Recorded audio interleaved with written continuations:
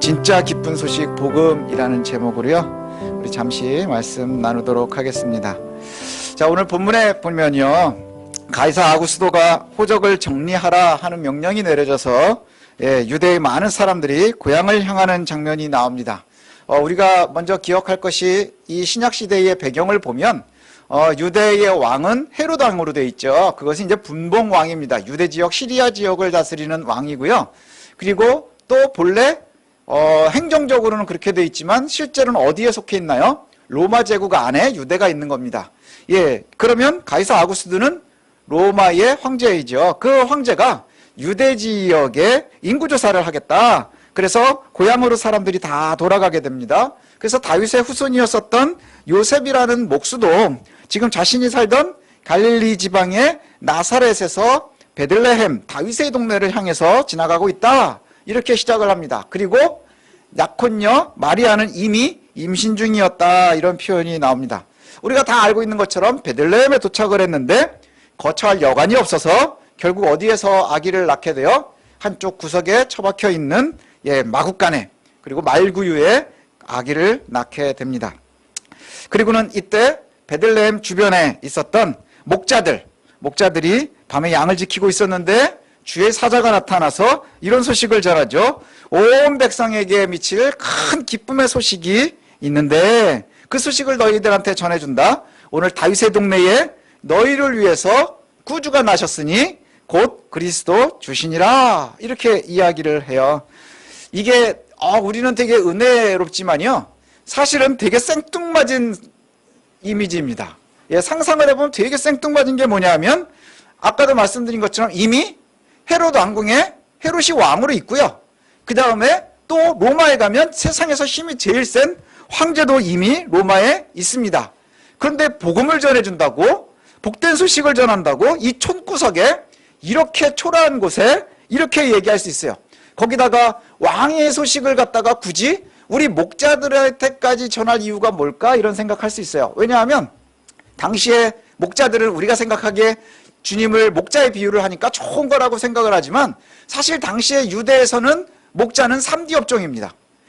아주 천하게 여기는 직종이었거든요. 왜냐하면 그 당시에 집에 있을 수도 없고요, 그 다음에 가난한 사람들이고요, 위험하고요, 가장 중요한 것은 안식일을 지킬 수 없어요.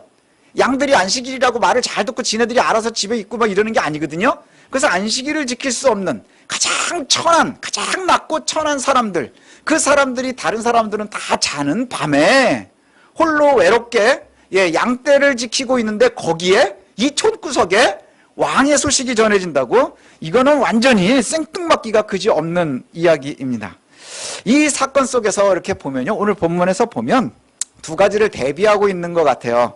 하나는 뭐냐 하면 황제궁에 있는 황제와 그 다음에 천상의 왕 그리스도를 대비하고 있는 것 같습니다. 황제 가이사 아구스도가요, 인구조사를 하는 장면이 이제 여기에 나오는데, 주후 6년부터 14년까지는 광범위한 인구조사가 있었다고 그래요. 그런데 지금은 그 이전인 것 같거든요. 그런데 그때도 인구조사가 일정하지는 않지만 황제가 이 지역 인구조사를 좀 해라. 그러면 인구조사를 했다고 그래요. 그래서 불규칙하게 인구조사를 하니까 로마 전역이 인구조사를 한 그 시기는 아니고요. 그 지역마다, 특히 이 유대는요, 반란도 많고 말도 많고 탈도 많은 곳이에요. 로마 지역 내에서. 왜냐하면 로마에 여러 신들이 있는데 유대인들만 유별난 게 뭐예요? 그 로마의 신들을 인정을 안 해요. 우리는 여호와만 섬긴다, 유일신을 섬기기 때문에 말을 제일 안 듣고, 그 다음에 반란도 제일 많이 나고 데모도 제일 많이 하는 곳, 아주 지긋지긋한 곳이 바로 이 유대 지역이거든요. 근데 이 유대 지역에 세금이 잘 거쳤겠어요? 잘 안 거쳤을 가능성이 많은 것 같아요. 그래서 아마도 그곳에 인구조사를 좀 잘 해봐라, 뭐 이런 명령이 내려왔을 것 같습니다. 그래서 사람들이 인구조사를 하러 이제 가는데요, 이 인구조사를 하는데 고향 땅으로 돌아간대요. 여기에서 이제 고향 땅이라고 나오는데, 여기에서 이 고향이라는 곳은 아마도 이렇게 이해하시면 좋을 것 같아요. 태어난 곳이 아니라 내 재산이 등록되어 있는 곳, 여기를 이제 생각하시면 될 것 같아요. 그래서 상황을 보면, 목수 요셉은 아직도 재산 등록은 어디에 되어 있는 걸까요? 베들레헴에 되어 있는 거예요. 예, 갈릴리 나사렛에 이 뭐 돼 있는 게 아니고요. 그냥 있는 거예요. 우리도 왜 외지로 나가가지고 잠깐 있다 보면 적응하고 막 하다 보면 주민등록 못 옮기기도 하고 뭐 이러잖아요. 그거와 마찬가지지요. 그래서 당시에 자신의 재산 등록은 다 아직도 재산이 그럼 어디에 있어야 되는 거예요? 베들레헴에 있어야 되는 거죠. 그런데 자기 고향 땅, 자기 재산이 등록돼 있는 그 베들레헴에 갔는데 재력이 어느 정도냐 하면 자기 아이를 갖다가 뉘울 방 하나를 구하지 못할 재력인 거예요. 방이 다 꽉꽉꽉꽉 차가지고 10,000원이어가지고 못 들어가는 게 아니고요. 실제로는 사실 돈이 없어서 못 들어가는 것 같아요. 돈이 없어서. 그러니 얼마나 어마어마한 재력을 가지고 있나요? 당시에 왜 갈릴리로 갔느냐 하면 그 문헌들을 보면 당시에 갈릴리 사람들이요. 갈릴리가 아니라 그 베들레헴에 있는 사람들이 갈릴리 지역으로 많이 이주를 했다고 그래요. 왜 그랬느냐 하면 그 지역이 너무 촌구석이어가지고 베들레헴이 너무 촌구석이어서 먹고 살 게 없으니까 사람들이 새로운 직장을 구해서 가는 거예요. 근데 요셉은 일을 할 수 있잖아요. 목수잖아요. 그래서 갔었던 곳이 바로 나사렛이고요. 나사렛에 있었던 이유가 뭘까 그러면 그 주변에 헬라의 문화가 들어오면서 굉장히 번성하는 세포리스라고 하는 도시가 있었어요. 거기 헬라의 문화도 들어오고 이래가지고 거기가 갈릴리의 주도거든요. 갈릴리 지방의 주도인데 그 주도는 지금도 마찬가지지만 얼마나 살기가 비쌌겠어요. 그러니까 주변 지역에 이제 있는 거예요. 그 중에 하나 가장 가난하지만 들어가 있기 좋은 곳 나사렛에서 이제 있는 것이죠. 그래서 나사렛에서 일이 있을 땐 세포리스로 가고 뭐 이러지 않았을까? 이렇게 이제들 생각을 합니다. 그러면 이 모스가 자기 재산이 등록되어 있는 고향으로 갔음에도 불구하고 그의 재적이라고 하는 것이 이제 낳은 첫 아들을 갖다가 여간 방에서 드릴 수도 없을 만큼 여러분 한번 상상을 해보세요. 우리가 이제 아이를 낳게 되는데 얼마나 돈이 없으면 방에서 안 낳고 마구간을 빌려서 낳겠어요. 이걸 한번 상상해보면 그의 재력의 수준이라는 것이 나타나지 않겠어요? 그러니 얼마나 낮고 천한 곳으로 오셨는지를 우리가 생각할 수 있어요. 그런데 지상의 왕은 어떤가요? 세금을 거두기 위해서 사람들을 다 옮길 수 있는 권력을 가지고 있어요. 가장 높은 곳에서 가장 따뜻한 곳에서 가장 뜨뜻한 곳에서 그곳에서 세금을 거두기 위해서 인구조사를 하고 사람들을 다 이동을 시키는 권위와 권세가 있음에도 불구하고 천상의 왕인 예수님이 탄생하는 곳은 누울 곳이 없어서 어디예요? 마구간 말구유, 우리가 잘 알고 있는 것처럼 아주 열악한 최악의 상황 뭐 이런 곳에서 아기 예수가 탄생합니다. 그때 소식이 전해지죠.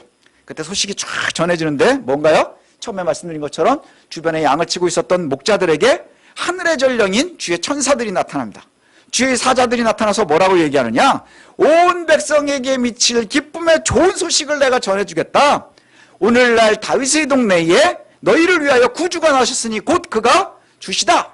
그리스도 주시라. 이렇게 얘기한단 말이죠. 우리도 이미 알고 있는 것 같아요. 좋은 소식이라고 하는, 우리가 복음이라고 하는 것, 그 당시에는 어디에 사용되는 단어라 그랬어요?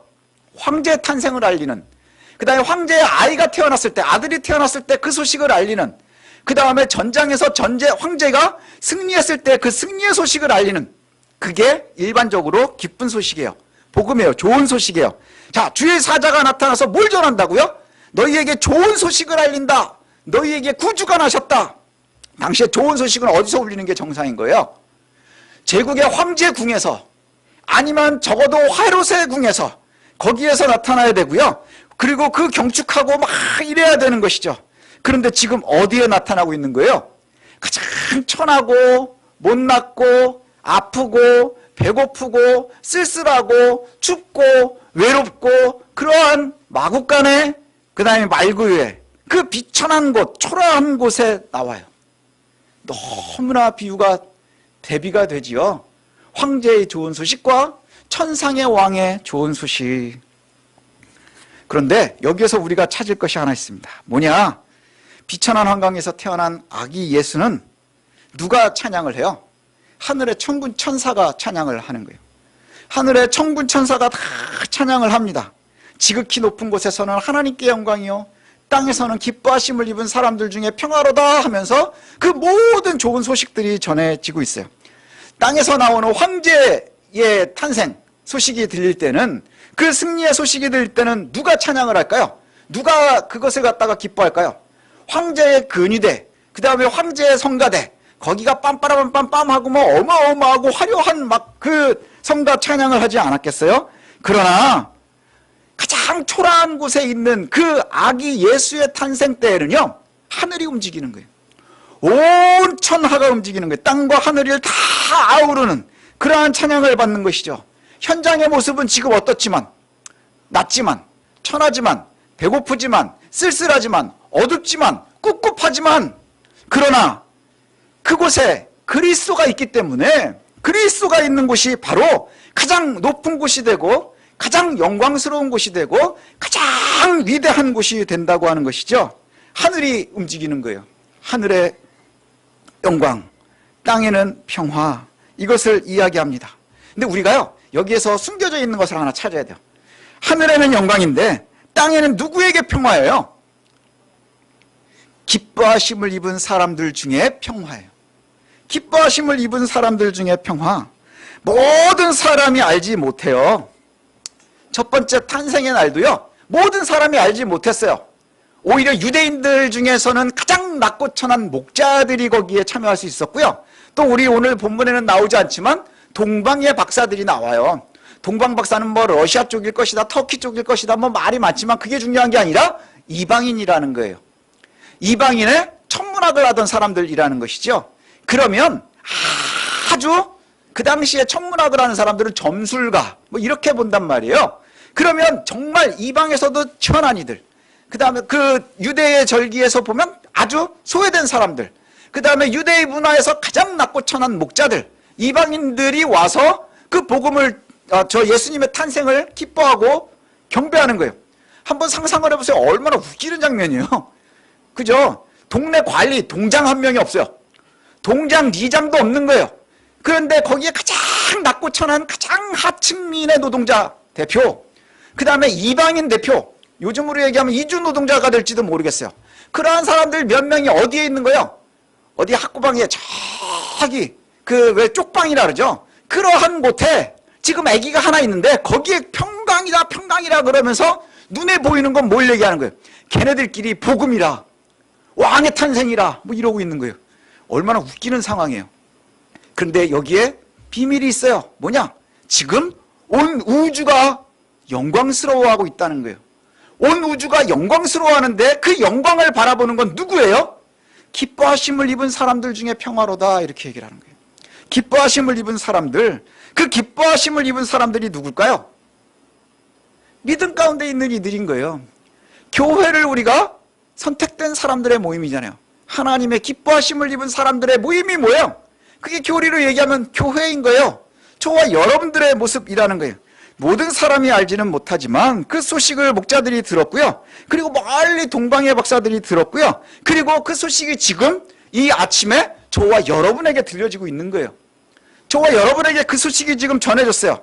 땅의 권세와 그 다음에 권위와 기쁨과 화려함이 아니고요. 천상과 지상을 아우르는 여호와의 영광, 그 소식이 지금 저와 여러분에게, 우리 가정에, 우리 교회에 전해졌다는 거예요. 예수 그리스도를 믿어서 구원받은 백성들이 누리게 될 평화의 찬송, 이것을 갖다가 소개하고 있다는 것이죠. 그러니까 주변에 보면, 제가 오늘 아침에 교회 나오기 전에도 이제 오기 전에 뉴스를 잠깐 틀었어요. 뭐 별일이 있나. 요새는 딱 눈 뜨면 제일 먼저 하는 게 뭐냐, 뉴스 틀어서 오늘은 몇 명인가 뭐 이걸 봐요. 지금 2년째 그러고 있어요. 뭐 요즘엔 그런 얘기 하더라고요. 예, 내 월급은 안 오르는데 하여튼 다 오른다고, 확진자까지 오른다고. 그죠? 물가도 오르고 다 오르는데 확진자까지 오른다. 이래가지고 이제 아침에 뉴스를 보는데 뉴스에 그 얘기가 나오더라고요. 텅 빈 명동을 보여주고 그 다음에 다운타운들을 보여주고, 그러면서 뭐라고 뉴스가 나오냐면 성탄 자막에 성탄절 분위기가 살지 않습니다. 분위기가 살지 않습니다. 뭐 이렇게 얘기를 해요. 또 주변에도 보면요, 성탄절을 애써서 깎아내리는 사람들이 있습니다. 예를 들면 이런 거죠. 제가 예전에도 말씀을 드렸는데, 탄생 연도가 정확하지 않다. 뭐 몇 년인지 정확하지가 않다. 그리고 12월 25일은 본래 이교도의 축제일이다. 뭐 이런 얘기를 해서, 그리고 그걸 교묘히 예수의 탄생날이라고 여겨서 우리를 속이는 것이다. 뭐 이렇게 얘기하는 사람들도 있고요.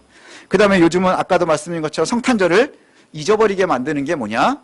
자꾸 관점이 복음과 그 다음에 구원의 관점으로 보는 게 아니고요, 상업적인, 종교적인, 사회적인 방향에서만 보는 거예요. 성탄절이면 뭐가 돼야 되는 건가요? 성탄 랠리라는 말 들어보셨어요? 성탄절이 되면 경기가 확 살아나는 거예요. 그러니까 성탄절에 예수 그리스도는 없어요. 성탄절 앞뒤로는 경기가 살아야 되는데 지금 경기가 확 죽었어요. 그 다음에 사람들이 축제도 많아야 되는데 축제가 다 죽었어요. 상업적, 종교적, 사회적인 것들만 이야기를 합니다. 그래서 메리 크리스마스라고 얘기를 하면, 아니 크리스마스를 인사한다고 이제 앞뒤가 꽉 막힌 예술쟁이들만의 축제처럼, 그래서 세상은 다 즐거워하는데 소외된 사람들이 교회에서만 모여가지고 지들끼리만 예배하는 날, 뭐 이렇게 점점 바뀌고 있는 것 같아요. 그러다가 또 뭐라고도 얘기하느냐, 본래 구원과 그 다음에 하늘의 영광은 다 잊어버리고요, 뭘 얘기하느냐, 온 누리에 사랑이 전파되는 날이다, 뭐 얘기를 해요. 근데 그리스도가 빠진 사랑이 뭘로 흐르는 줄 아세요? 이상한 사랑으로 흐르는 거예요. 그래서 여간이 방잡기가 어려워지고 뭐 그런 날들이 되어 가는 거예요.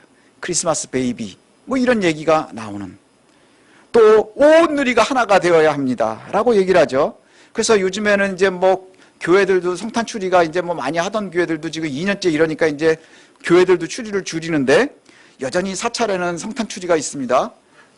사찰에서 해요. 사찰에서 온 누리의 평강을 뭐 그러면서 성탄절, 크리스마스의 진정한 것은 부처님의 자비를 펼치는 겁니다, 뭐 이렇게도 얘기를 해요. 우리가 오해하기 딱 좋은 주변의 상황들이 많이 생깁니다. 특별히 우리 자녀들은요, 우리가 정확하게 그리스도를 알리지 못하면 결국은 세상이 이야기하는 그 날들만 남을 뿐인 것이죠. 우리가 오해하기 딱 좋은, 그리고 잘못 알고 있기 딱 좋은 그런 상황들이 되고 있는 거예요. 그러나 분명한 것이 뭐냐, 아기 예수의 탄생은 저와 여러분을 위한 하늘로부터 시작된 크나큰 역사의 시작이라는 거예요. 구원의 시작이고요, 영광의 시작이고요, 우리의 가장 큰 예수 그리스도의 구원의 시작이라는 것이죠. 하늘의 영광이 이 땅에, 또 이 백성들에게 전파되는 평화의 선포의 날이라는 거예요. 그러나 예수 그리스도를 믿는 그 믿음이 없으면, 예수 그리스도가 쏙 빠지면, 그리고 우리가 예수 그리스도를 믿는 그 믿음이 쏙 빠지면 뭐와 똑같으냐, 결국 크리스마스는 이교도의 날이 될 뿐인 거예요. 그리고 크리스마스의 추리는 그저 성탄 연등이 될 뿐인 거예요. 그리고 다운타운에 뜨겁게 울리는 그 많은 캐롤들은 그저 향락일 뿐인 거예요.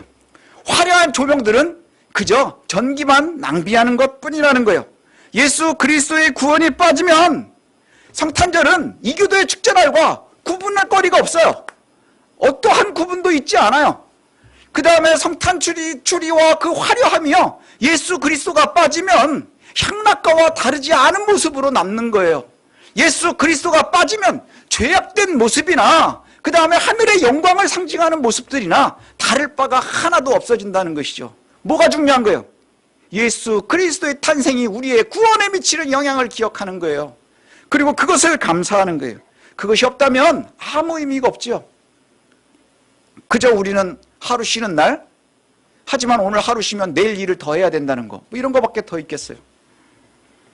오늘 성탄의 아침에 저와 여러분이 아기 예수의 탄생의 의미를 잘 기억했으면 좋겠습니다.